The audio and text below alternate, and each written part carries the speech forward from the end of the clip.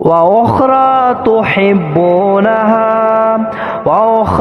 تحبونها نصر من الله وفتح قريب وبشر المؤمنين.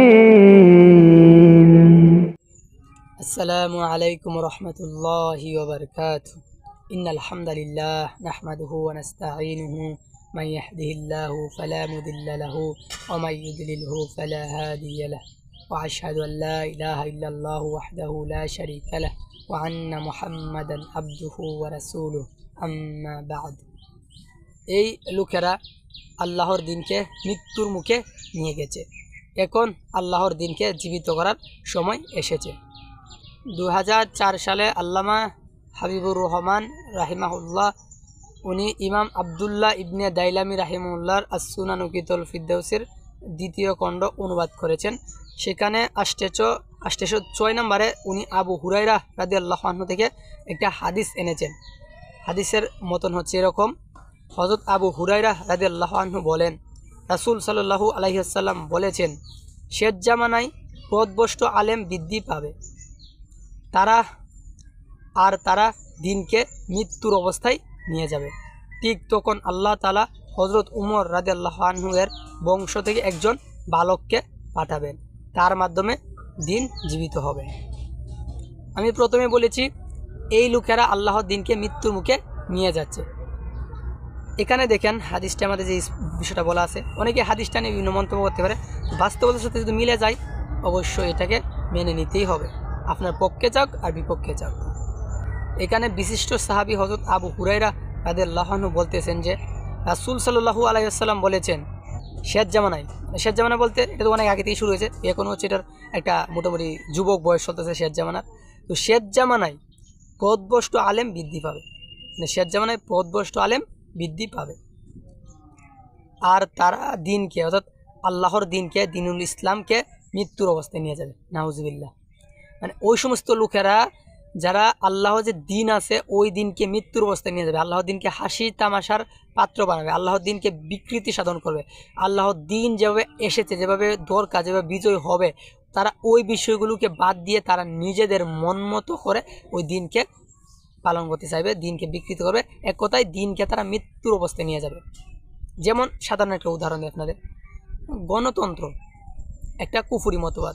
হাসিনা পতনের আগে আমরা এই বিষয়গুলো বিভিন্ন ওয়াজ মাহফিলে, বিভিন্ন আলোচনা, লেকচারে সব জায়গায় শুনতাম। মানে মোটামুটি কিছু বাদে, হালুয়া রুটি উলামায় হালুয়া রুটি খেজুর বাদে মোটামুটি অধিকাংশ যারা বক্তা আছে তারা বলতো গণতন্ত্র স্পষ্ট কুফরি, এটা শিরকি মতবাদ। কুফরি এবং শিরকি দুটোটাই, এটা কুফরি এবং শিরকি মতবাদ।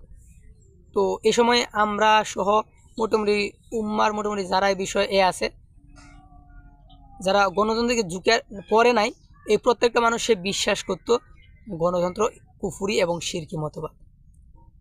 তো এরপর যখন হাসিনা পতন হলো, পতনের পরে যে সমস্ত লোকেরা বলতো গণতন্ত্র কুফরি, তারাই যখন সেই পথ ধরলো, তখন যারা একসময় বলতো গণতন্ত্র কুফরি তাদের কথা শুনে শুনে তারাও সেই লোকদের পিছু পিছু গণতন্ত্রের পথ ধরলো। একথায় কেমন যেন ইলা বানিয়ে নেওয়া হচ্ছে, মানে তারা যা বলতেছে ওই সমস্ত লোকের তাই যেন ঠিক। মানে কোরআনে আগে তারা কোরআন থেকে আলোচনা করতো, হাদিস থেকে আলোচনা করতো যে গণতন্ত্র স্পষ্ট কুফরি।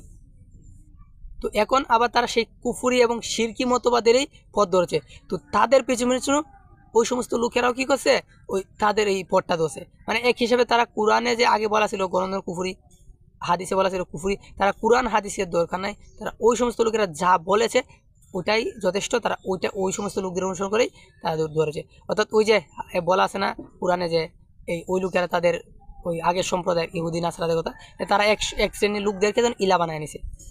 তো হাদিসে আদি ইবনে হাতেম তাই এরকম উনি বলতেছে যে আমরা তো বানায় নেই নাই, উনি খ্রিস্টান থেকে মুসলমান হওয়ার পরে বলতেছিল আমরা তো বানায় নেই নাই।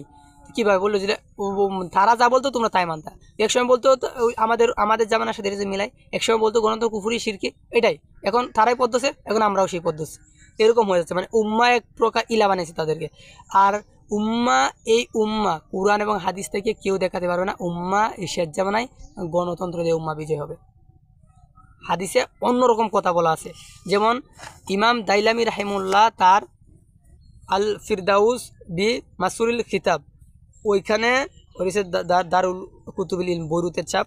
ওইখানে আব্দুল্লাহ ইবনে মাসউদ রাদিয়াল্লাহু আনহু থেকে একটা হাদিস বর্ণনা করেছেন যে আব্দুল্লাহ বিন মাসউদ রাদিয়াল্লাহু আনহু থেকে বর্ণিত রাসূলুল্লাহ সাল্লাল্লাহু আলাইহি ওয়াসাল্লাম ইরশাদ করেছেন, শেষ যুগে একটি জাতি আসবে যারা এমন শাসকের কাছে যাতায়াত করবে যারা আল্লাহর হুকুম বাদ দিয়ে মানব রচিত আইন দ্বারা বিচার ও শাসন কার্য করে।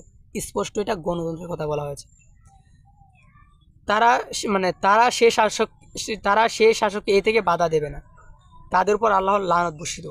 এ বিষয়ে এই আরও হাদিস এসেছে, যেমন মুয়াজ ইবনে জাবাল রাদিয়াল্লাহু আনহু থেকে বর্ণিত রাসূলুল্লাহ সাল্লাল্লাহু আলাইহি ওয়াসাল্লাম বলেন, সাবধান, অচিরে এমন কিছু শাসক আসবে যারা তোমাদের উপর বিচার কার্য পরিচালনা করবে তাদের আইন দিয়ে।